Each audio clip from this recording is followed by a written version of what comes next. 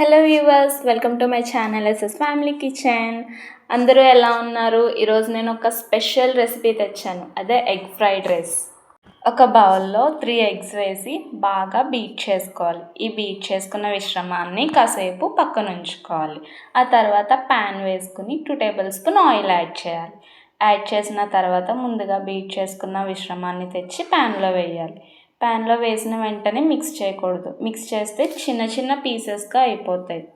చిన్న చిన్న పీసెస్గా అయిపోతే మనకి రైస్లో సరిగ్గా కనిపించు. కాబట్టి కాసేపు ఆగిన తర్వాత 1 మినిట్ ఆగిన తర్వాత కలుపుకోవాలి. అలా 1 నిమిషం ఆగిన తర్వాత కలుపుకుంటే అవి కొంచెం పెద్ద పెద్ద పీసెస్గా కనిపిస్తాయి.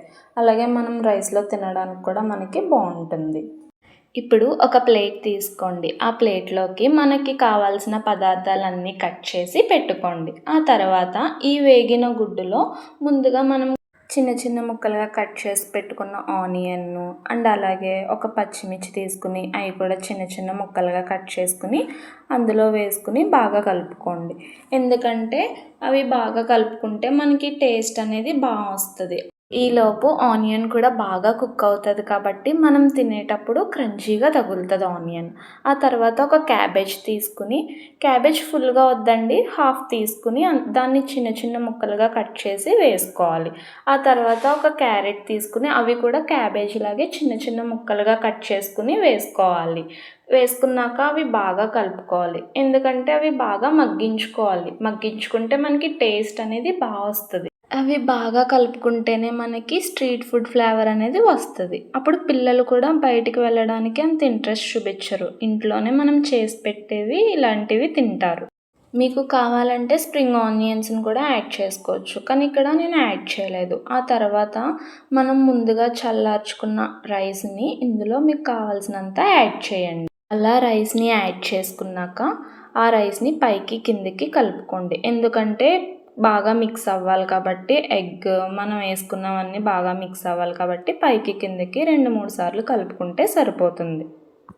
ఇప్పుడు ఇందులో 1 టేబుల్ స్పూన్ కారం వేసుకోండి. దీంతో పాటుగానే 1/2 స్పూన్ గరం మసాలా, ఆ తర్వాత 1/2 స్పూన్ మిరియాల పొడి కూడా వేసుకోండి. మీరు వేసుకోవాలి అనుకుంటే వేసుకోండి, లేకపోతే లేదు. ఇప్పుడు రుచికి తగినంత ఉప్పును కూడా యాడ్ చేసుకుని బాగా స్ప్రెడ్ అయ్యేలా కలుపుకోండి. ఎందుకంటే టేస్ట్ రావాలి కాబట్టి.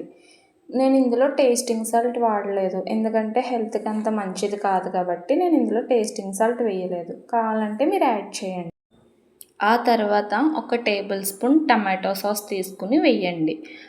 దాంతోపాటే 1 table spoon soya sauce, 1 table spoon green chilli sauce, 1 table spoon vinegar కూడా వాటితో పాటుగానే వేసుకోండి. 1 టేబుల్ స్పూన్ రెడ్ చిల్లీ సాస్ను కూడా వేసుకుని ఈ మిశ్రమాన్ని బాగా కలుపుకోండి. పైకి కిందికి కలుపుకోండి, ఎందుకంటే బాగా కలవాలి కదా. మనం వేసిన సాసులు, కారం, ఉప్పు అన్నీ రైస్కి పట్టేలా కలపండి. ఒక 2-3 నిమిషాలు కలుపుకున్నా సరిపోతుంది. హై ఫ్లేమ్లో పెట్టే కలుపుకోవాలి. సోయా సాస్ యాడ్ చేసినప్పుడు అందులో కొంచెం ఉప్పు ఉంటుంది కాబట్టి మనం ఉప్పు వేసుకునేటప్పుడు కొంచెం తగ్గించి వేసుకుంటే సరిపోతుంది. నేను కొన్ని టిప్స్ చెప్తాను, మీకు యూస్ఫుల్ అయితే ఉపయోగించుకోండి. ఎప్పుడు చల్లారిన అన్నం మాత్రమే ఉపయోగించండి. తర్వాత ప్యాన్ ఎప్పుడు వేడిగా ఉన్నప్పుడే మనం తయారు చేసుకున్నవన్నీ యాడ్ చేసుకోవాలి. సాస్లు అవి కూడా ఎక్కువ వాడకండి, అవి హెల్త్కి అంత మంచిది కాదు. మీకు సరిపోయేంత మాత్రమే వేసుకోండి. ఫైనల్గా కొత్తిమీర వేసుకుని గార్నిష్ చేసుకుంటే అంతే, టేస్టీ వేడి వేడి స్ట్రీట్ స్టైల్లో ఎగ్ ఫ్రైడ్ రైస్ రెడీ. మీరు కూడా తప్పకుండా ట్రై చేయండి ఈ రెసిపీ మీకు నచ్చితే. Please like, share and subscribe for more videos. Thank you for watching.